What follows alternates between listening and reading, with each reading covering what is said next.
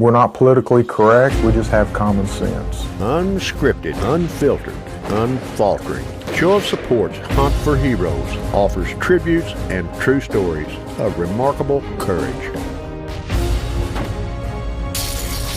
If these terrorists could come in your bedroom, they'd kill you, your wife, and your kids. And that's what these men are fighting to protect us from, these murdering idiots. And they're taking them out so that we don't have to deal with them over here. Show of Support started it all, just after the shock and awe bound the nation together. Now, years of footage portraying wounded veterans, deer stands, and standing ovations. Hunt for Heroes, that started as one man's way to say thanks, is now a series that many say is way overdue.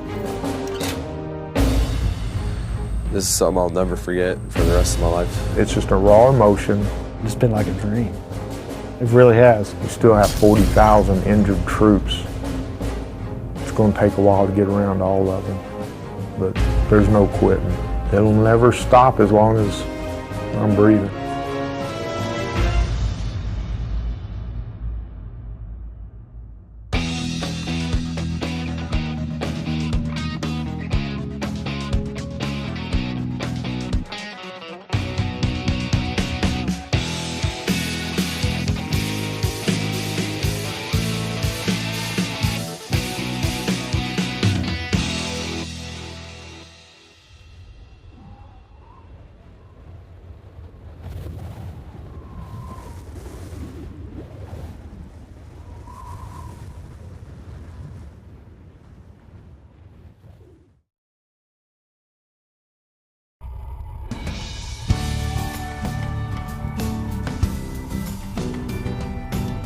Coming to Texas, I've always heard they're big into their deer hunting. So when we got to do it, now I can see what all the hype's about.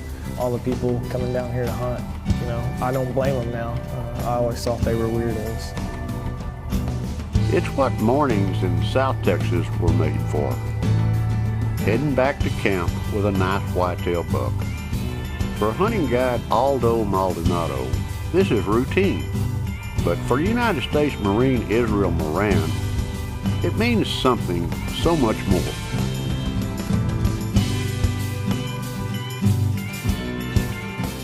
And I was like, man, this place is huge. And pulled up to the lodge, and it was beautiful. Everybody was really receiving. I was happy to be here. I mean, it's like a vacation for me. When he brought those out, I mean, you know, it means a lot to us. And it just kept coming. All the clothes and the bags, and I mean, it's amazing.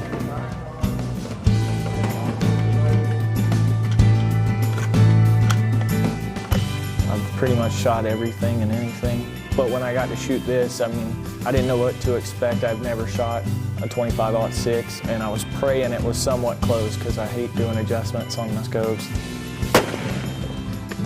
All of them low. Shot low. This is all new for Israel Moran, a country boy from Yadkinville, North Carolina. This Tar Heel never imagined the twists and turns his life would make when he signed up for the recruit training with the Marine Corps. I signed up to do this job. A lot of people don't choose to do it. I wanted to do it since I was 6th grader. I seen a Marine TV ad, a guy fighting a dragon. Just something about that commercial made me want to join. So time came and I joined. All in all, you know, this is what I wanted to do. But at the same time, you know, we are protecting not just their freedom. You know, we're protecting everybody as a whole. A lot of people don't realize that. And I'd rather not them come over here. I'd rather just go over there and deal with them myself. We're obviously trained to deal with this type of situation, and people here aren't. So when something bad happens, they don't know what to expect. When something bad happens to us, we just take it on the chin and move forward. That's just how we operate. There, it made it that time. Made a little move to the right, but it's good. That's good? Yes. It's a good feeling to know that the gun shoots, and it shot straight. I wasn't even expecting to go out that afternoon. I thought we were just going to sight in, and the first thing in the morning we were going to go out. So when they told us to load up, you know, dress out, you're going, I was nervous because this is the first time I've done this, so I didn't know what to expect. Israel and Aldo head out on another warm November afternoon. It's another show of support hunt for heroes on the famous HerraDura Ranch in the brush country of South Texas.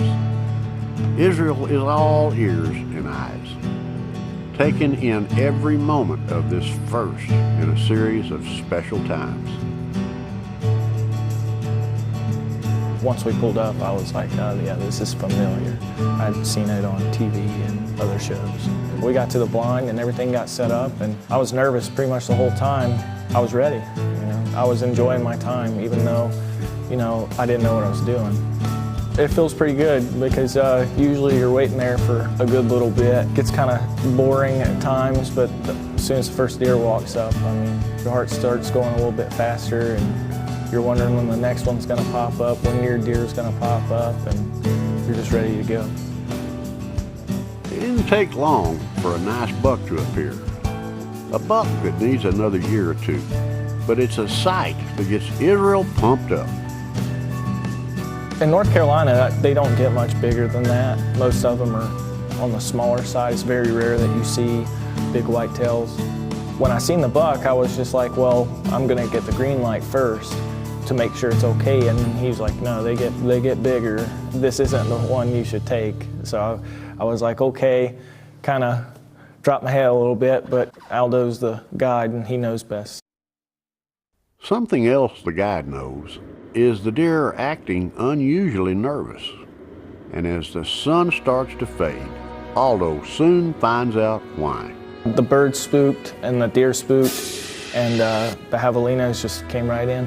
I've seen them on TV or hogs, but I've never seen a javelina. I kind of knew what they were, what they looked like, but I wasn't expecting them to be so territorial. They just ran off everything. So when one comes, they all come. They just ran off everybody. Javelinas are the cleanup crew in South Texas. They brought an early end to many a Texas deer hunt in these parts. And it seems like Israel will have to wait until the morning to try again. It was kind of disappointing, but I knew I'd have another opportunity, so maybe something better. I'm kind of an optimistic person. I'm always looking for the positives. Got dark, kind of upset, but I was just like, hey, tomorrow's another day.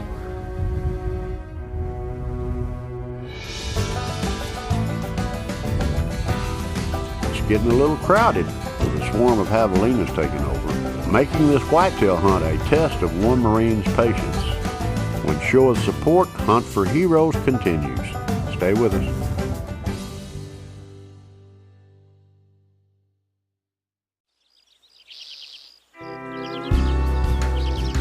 I am from Yadkinville, North Carolina.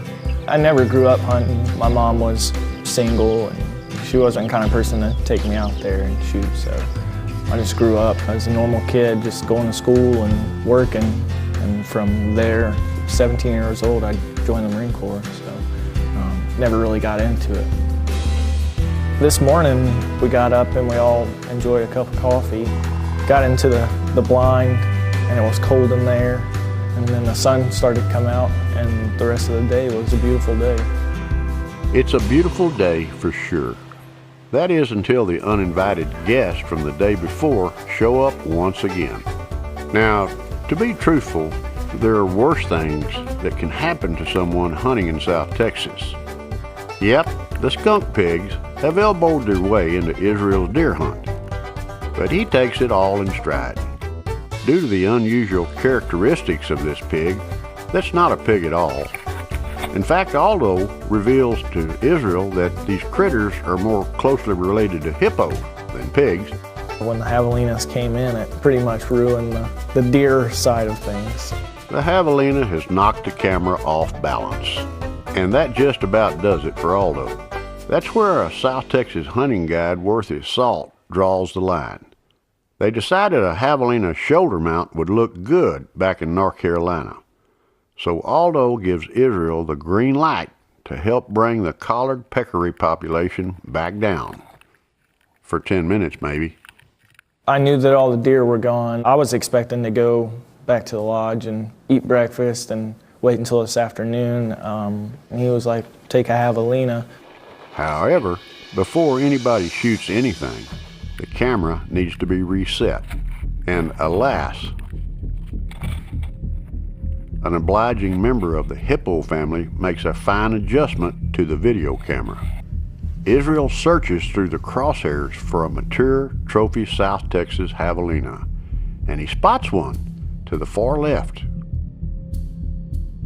This is the best mature javelina in the bunch.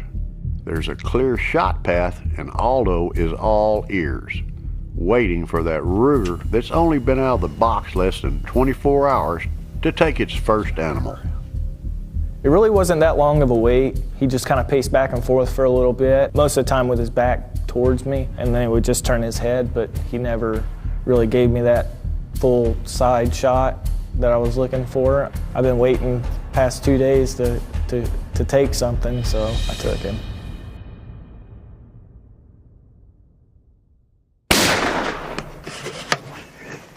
Yeah, I let a round down range, which means I assaulted my target, and he didn't move.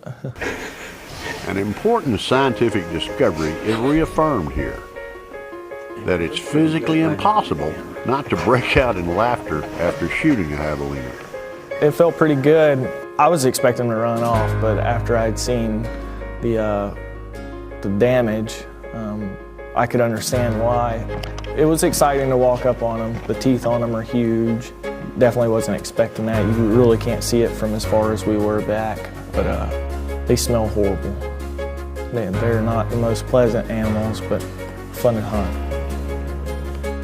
There's not much to say about a dead javelina. Oh, to be fair and sensitive, they are a game animal in Texas, and yes, they have a role in the ecosystem and all that. Something Aldo and many hunting guides in the brush country can't understand. And most important, they do make great rugs and shoulder mounts. Who would have thought, 2 years later after my incident, I was actually going to be in Texas on a hunting trip with random people I don't even know. I mean, it's something I'll never forget. I shot a javelina in Texas. A lot of people can say that, but where I'm from, a lot of people can't say that.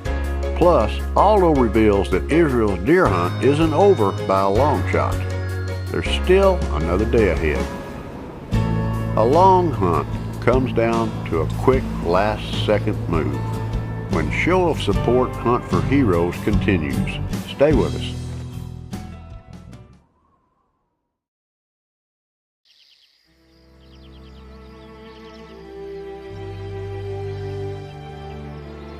It has turned into so much more of a hunt than Israel Moran ever imagined.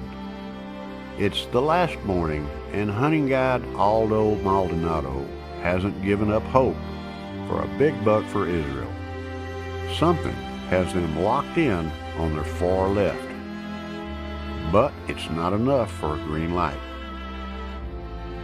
On this final morning on the HerraDura ranch, as they wait for a mature buck, Aldo hears a story that captivates and humbles him like nothing he's heard before. September 17th, 2009, we were working on a vehicle control point in Afghanistan, and we started taking sporadic mortars. A mortar team of 3, one of them shot a 30mm grenade out of an AK-47. It came over the wall and detonated on the Marine that was sitting beside me. I was peppered with shrapnel all over my right side. Shrapnel blown into the right knee joint, severed the femoral artery in my left leg, broke my fingers, peppered in the face, and there was altogether 6 casualties in that one incident because all the Marines were close together. It was a bad situation all the way around. My squad leader came in, put the tourniquet on me, and within 10 minutes I was already airborne. Landed in Camp Bastion, and I went into immediate surgery. I was conscious the whole time. Sometimes I wish I wasn't, just because of the things I had seen. It's never fun seeing your junior Marines or your friends bleeding and hurt and begging for somebody to help. So I kind of wish I was unconscious, but I remember the whole thing. It's a constant reminder I'm lucky. I'm even lucky to keep my leg or even be here. The Marine that was sitting beside me, he's not so fortunate. He's still alive, but he's gonna have long-lasting injuries that are gonna be painful for the rest of his life. It's a 1 in a million shot, and happened to be us. Israel carries the shrapnel from a group of misguided idiots too cowardly to fight face to face with the American military. The only high point of his story, if there is one, is that they took care of the enemy that day, or rather they took out the trash. One of my staff NCOs came to the hospital after my surgery and told me that they had taken care of the enemy forces that were firing at us. Yeah, I have about 40 to 50 pieces still in my legs. I still have some in my arms, got 2 pieces in my face. I think I've got a piece stuck under my right armpit. And then I have a piece near the bottom of my left ankle. It's bad, but at the same time, you know, I can walk. I had multiple surgeries, but may not run as fast or be able to pick things up as much as I used to, but still going, and if I could go back, I would in a heartbeat, no problems. Back in the moment of a South Texas morning, Israel and Aldo stayed true to the task at hand, putting away bad memories and replacing them with all that the brush country has to offer. A tree moves and you almost jump out of your seat waiting for it to walk up to you, and then of course you feel like an idiot knowing that it was just a tree. So it's stressful at that period of time, but it's enjoyable. Aldo spotted a buck and he was trying to get his bag out of his way and moving water bottles, and I could tell by the time he got lined up that this was the one that he's been waiting on. He was like, "This is your shot." I've taken a lot of shots in my life, but this was the one that I was getting to do for fun. So I was ready, excited, nervous, didn't know what to expect. I just wanted to make sure that I got the weapon out the window without hitting it or anything, because I didn't want to scare off everything. Yeah, I had no idea that I would be able to come down here on somebody else's property and take a deer this size, and that makes me nervous even before I pull the trigger.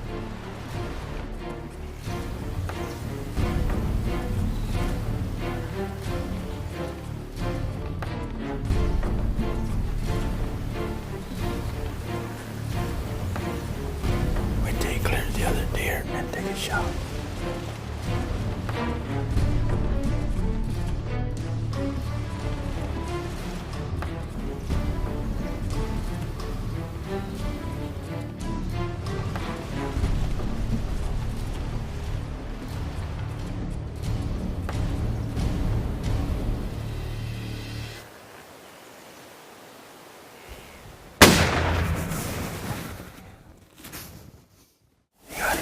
I was shaking.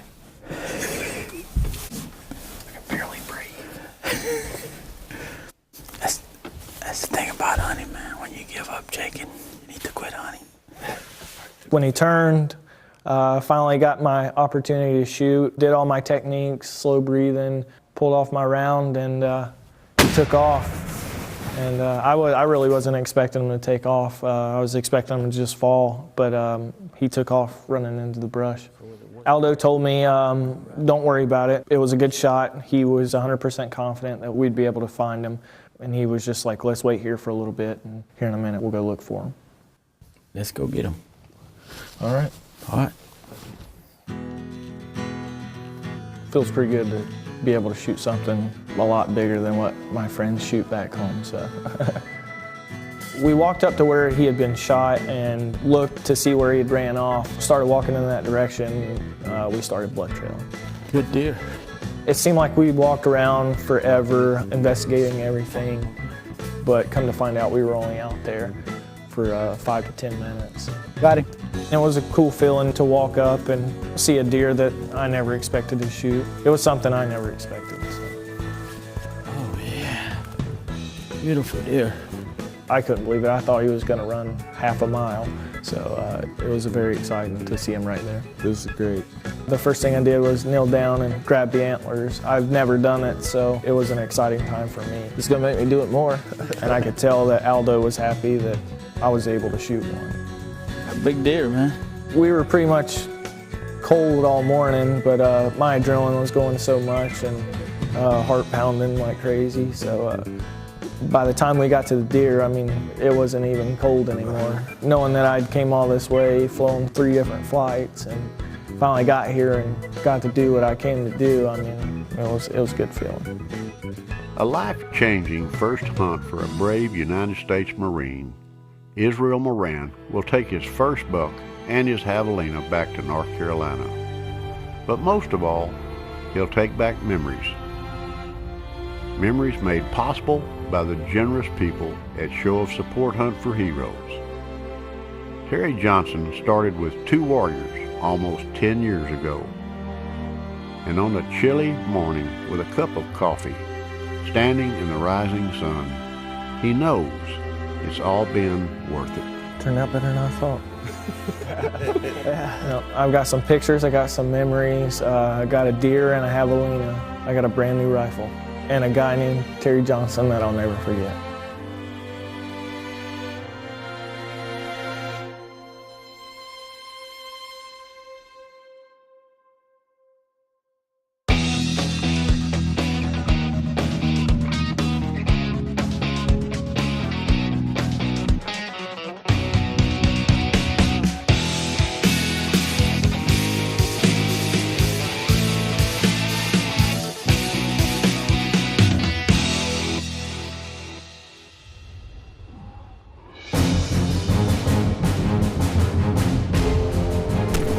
If you know of an American warrior longing for a truly unforgettable hunting experience, or for more information on becoming part of Show of Support's Hunt for Heroes, go to our website, showofsupport.org.